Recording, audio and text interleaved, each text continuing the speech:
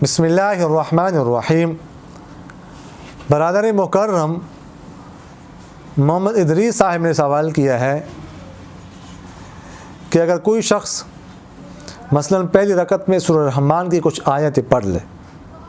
تو کیا دوسری رکعت میں سورہ رحمان کی اسی آیت کے آگے تسلسل کے ساتھ پڑھنا ہوگا یا چند آیتیں چھوڑ کر آگے سے پڑھا جا سکتا ہے؟ دیکھیے، اگر کسی نے کوئی بڑی سورت شروع کر لی اور اس کی کچھ آیات پڑھ کر اس نے رکوع کر لیا تو اگلی رکعت میں کہاں سے پڑھنا چاہیے؟ تو اس کے لیے بہتر تو یہ ہے کہ اگلی آیت سے شروع کرے، اسی آیت کی اگلی آیت سے شروع کر کے جو ہے وہ دوسری رکعت میں اگلی آیات پڑھ لے، یہ بہتر ہے۔ لیکن اگر وہ سورت کی اگلی آیت سے شروع نہیں کرتا بلکہ کچھ آیات چھوڑ کر، کتنی مقدار چھوڑنی چاہیے دو رکعتوں کے درمیان، تو اس حوالے سے میں پہلے جو ہے وہ عرض کر چکا ہوں۔ تو اس سورت کی کچھ آیات چھوڑ کر آگے سے بھی پڑھا جا سکتا ہے، اور یہ بھی کیا جا سکتا ہے کہ وہ سورت اس سورت سے نہ پڑھے،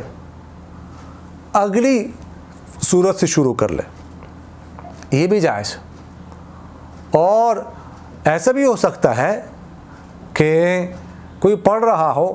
ایک سورت سے شروع کر دیا لیکن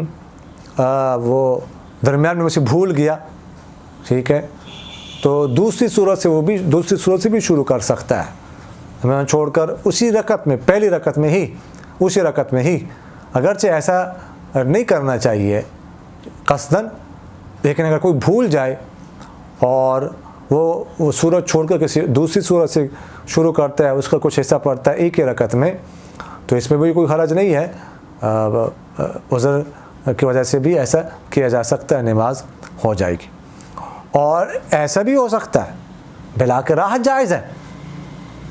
کہ ایک سورت کسی نے شروع کی، اس کو مکمل کیا، دوسری سورت پڑھ لی، تیسری سورت پڑھ لی، یہ بھی ہو سکتا ہے۔ مثلا کسی نے سورہ الضحیٰ شروع کی، وہ پڑھ لی، تو اس کے بعد سورہ انشراح شروع کی، وہ پڑھ لی، اس کے بعد سورہ 3 شروع کی، وہ پڑھ لی، تو ایک رکعت میں 3 سورتیں، 4 سورتیں یہ بھی پڑھ سکتے ہیں، اس میں کوئی حرج نہیں۔ اور ایسا بھی ہو سکتا ہے کہ ایک سورت شروع کی، وہ مکمل کی، اور دوسری سورت کا کچھ حصہ پڑھا، رکعت کر لی، رکوع میں گیا، یہ بھی ہو سکتا ہے، ایسا بھی جو ہے وہ جائز ہے، اس میں بھی کوئی حرج کی بات نہیں۔ وحید اللہ صاحب نے سوال کیا کہ چاول کی فصل میں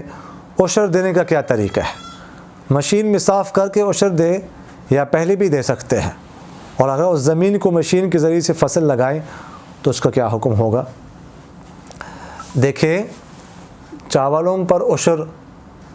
مشین سے پہلے بھی دے سکتے ہیں، صفائی وغیرہ سے پہلے، اس کے بعد بھی دے سکتے ہیں۔ اور یہ مسئلہ پہلے بھی میں عرض کر چکا ہوں کہ فصل پر جو اخراجات آتے ہیں کاشت پر، ٹھیک ہے، کٹائی تک وغیرہ ذالک، تو یہ اخراجات منہا نہیں کیے جا سکتے، یہ اخراجات منہا کیے بغیر عشر ادا کیا جائے۔ ہاں، البتہ اس کے بعد جو مشین میں ڈالتے ہیں تو اس کی وہ صفائی وغیرہ وہ کرتے ہیں، وہ اخراجات تو منہا کر سکتے ہیں، لیکن اس سے پہلے تک کے جو اخراجات ہیں وہ منہا کیے بغیر ہی عشر ادا کیا جائے گا، وہ منہا نہیں کر سکتے۔